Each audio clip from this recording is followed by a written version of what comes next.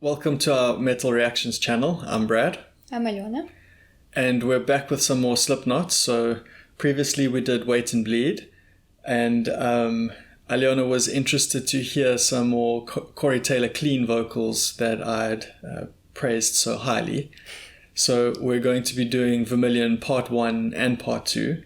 I've told her that they need to be done as a series, as a story, one after the other.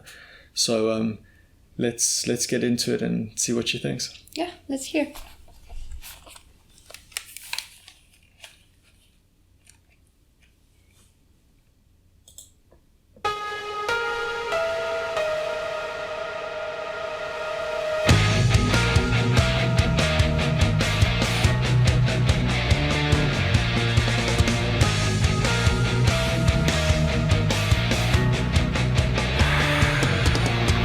She seems dressed in all the rings.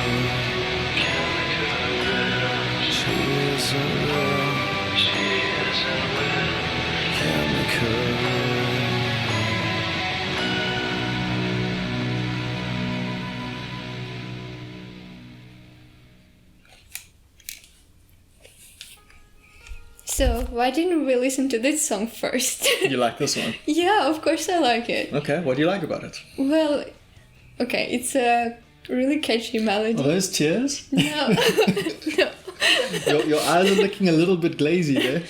no. It does remind me a little bit of a System of a Down, the way the tempo changes. Tempo changes in the chorus and in the verses. And because I was listening so hard to that beautiful voice, I almost missed like the guitar parts and all the drumming. That was also quite very cool. It was like very fast. And what else? And the video. Whoa, that's really, really well done. I don't know how it is connected to the meaning of the song at all. It seems the way it was shot, like in this kind of so that you can see how the images change. So they're not like a smooth video. Yeah, like a series of stills. Like a series of photos. And this girl in the video, she's kind of out of place. Looking like a doll or a ghost from the past. Like she's even dressed like not in the clothes of her century. And she moves at different speed from everything else.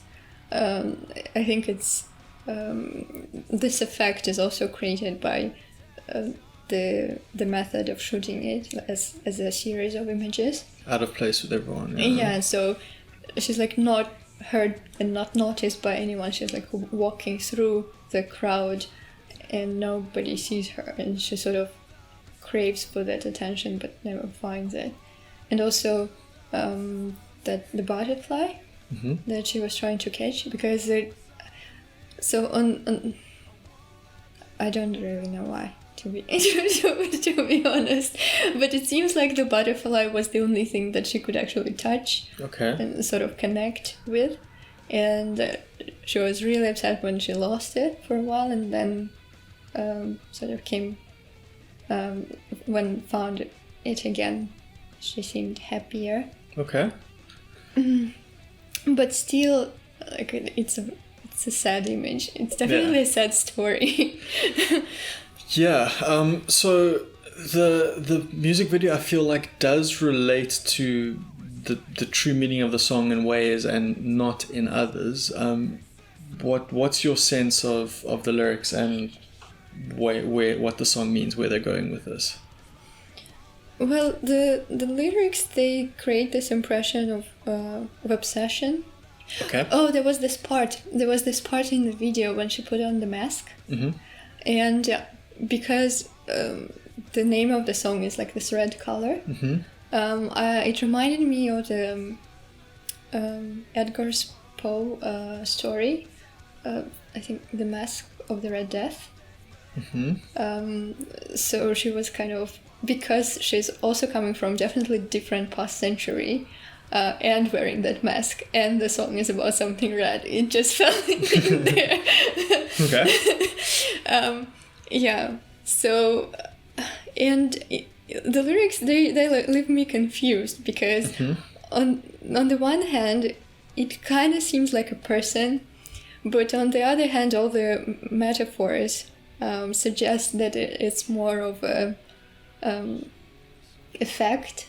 So the best I could guess was some kind of addiction, because there are a lot of words about obsession. Obsession's good. You're definitely on the right track with obsession there. So I don't really know obsession with what. So there are kind of those lyrics about that person, that she person not being alive and trying to bring it back, but I can't quite say where he's going with that. So now the band have spoken about the song. I wouldn't have known exactly what it means without reading that. So I'm going to tell you what the band say about part one, just so that when we get into part two makes more sense, because it's going to be a continuation or it's going to be, you know, what happens after part 1. What if part 2 gives me just more clues?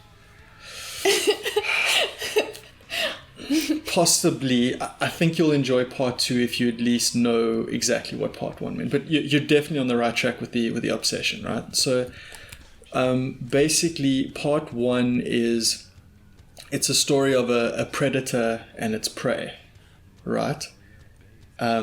It's like, you know, someone stalking their victim.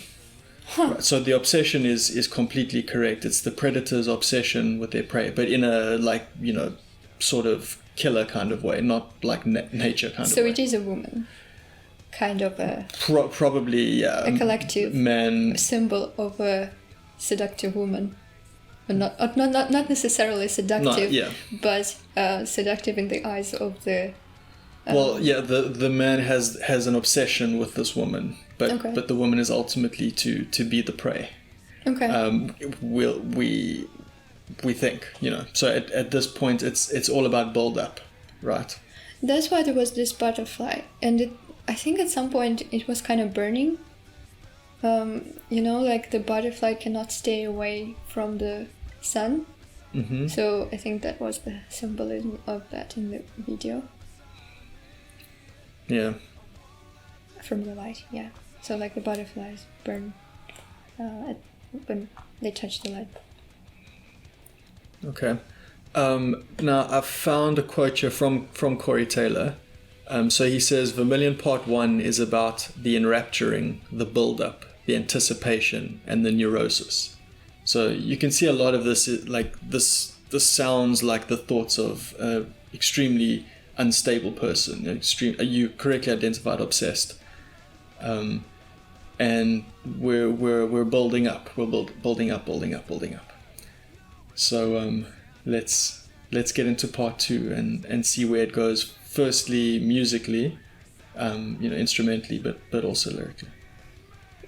Okay, but in this part, it's sort of he's not yet giving in to good to his tries to fight it. Mm-hmm. Because there are parts when he says, "I'm not gonna, I can't make her real, and I won't let this build up inside of me." Mm-hmm. And I exist through my need. So it's not quite decided that he's gonna do that. Mm-hmm. Spot on. Okay, let's hear. So join us for part 2. I'll figure out how to place videos. Click there. We'll leave the pretty face in shot. Probably click here. Okay.